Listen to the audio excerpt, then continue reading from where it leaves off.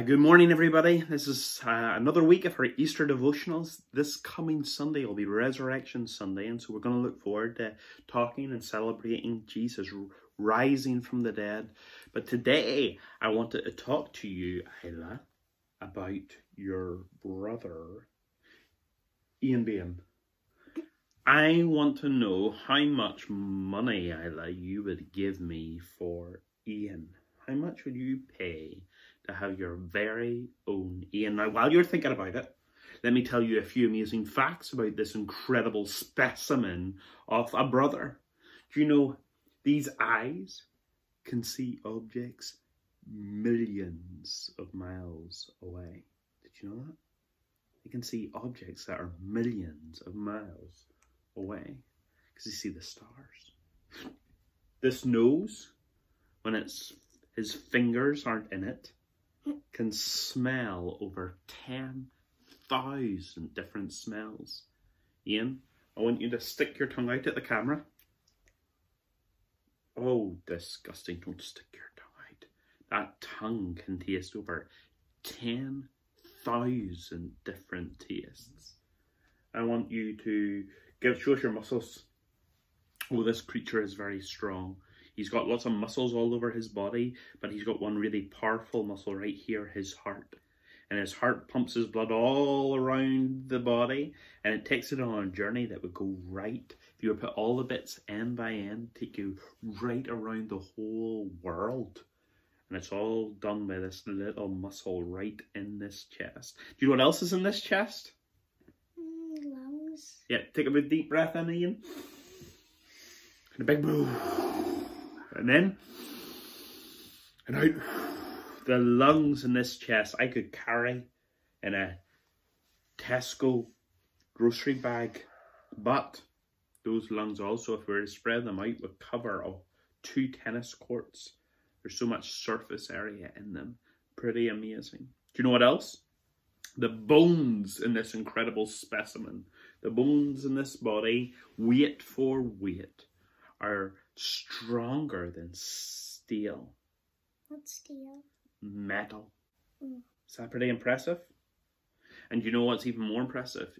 Inside this skull, I think, is a brain. And that brain is more powerful than the best computer we have on our planet today.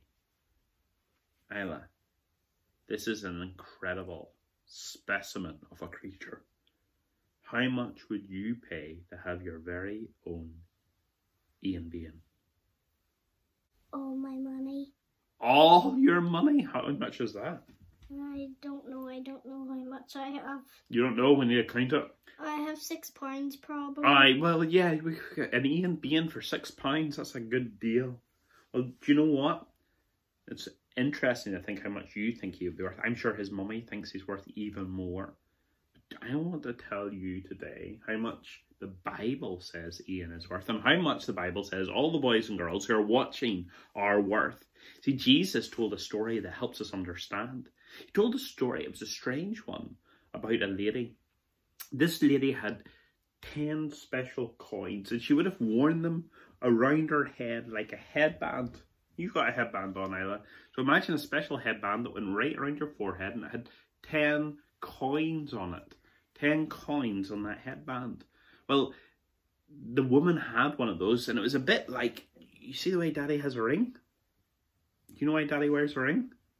To show you're married. To show I'm married to your mum. So I wear that ring, and it tells everybody that I'm married to your mum. And she has a ring too, to tell everybody that she's married and that her husband loves her very much. Well, in those days, a lot of ladies would have worn on their head a band with coins on it to show how much their husbands loved them, that they were loved by their husbands. So this woman had the headband with 10 coins on it, and she would have done lots of things every single day. She would have gone to the well to get water. She would have cleaned the house. She would have maybe gone to the market to buy food. And then we would have got the food ready for everybody in the family, and on and on and on it went. And one day this woman was working really, really hard, really busy, and she reached up. Maybe she was tired, and she touched her head, and she realised 1, 2, 3, 4, 5, 6, 7, 8. 9. There's only 9. One of the coins had gone missing. Now, the coin wasn't worth very much by itself. It was just a normal coin. But it meant so much to the lady because it told her and everybody else how much her husband loved her. And so she really, really worried about where this coin had gone. And so she went out, maybe she went back to the well and she looked very closely at the ground to see if it had maybe fallen. She maybe went to the marketplace where she bought all the groceries and she asked everybody there, have you seen my coin? Have you seen my coin? Have you seen my coin? And nobody had seen the coin. And then she came back to the house. And in the house, she got a lamp. And she got a little brush. And she started in the corner of the room. You see, the floors would have been made of dirt. They didn't have lovely wood or carpet on the ground. And she would have started cleaning and dusting away the dirt to try and find her coin. And she went very carefully. And then she saw a little glint.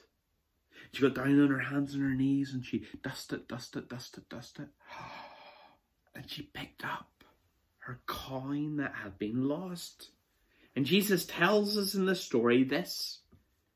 The woman went and got her friends and her neighbours, and she called them all together for a party, saying, rejoice with me, for I have found the coin that I had lost. She was so excited. She invited all her neighbours and friends over for a big party to celebrate that coin that wasn't worth very much by itself. It was found again, and she called everybody around to celebrate because that coin meant so much to that lady. But then Jesus says in Luke chapter 15, verse 10, just so I tell you, there is joy before the angels of God over one sinner who repents. In other words, if somebody comes, they ask God to forgive them, and they put their trust in the work that Jesus had done, then in heaven, God and everyone else in heaven is so excited and celebrate because the little boys or little girls have come to put their trust in Jesus. And to them, a lot like that coin to the woman, though maybe the boy or the girl has done things wrong and aren't very valuable by themselves, they're extremely valuable to God. In fact, they're precious to God because he loves them. And he's so excited that they've come home and come into his family by trusting in Jesus. This Easter, that's part of the story. You are extremely valuable to God if you come to him. He wants you to be his child and to be part of his family, and you can because of the wonderful work that Jesus did.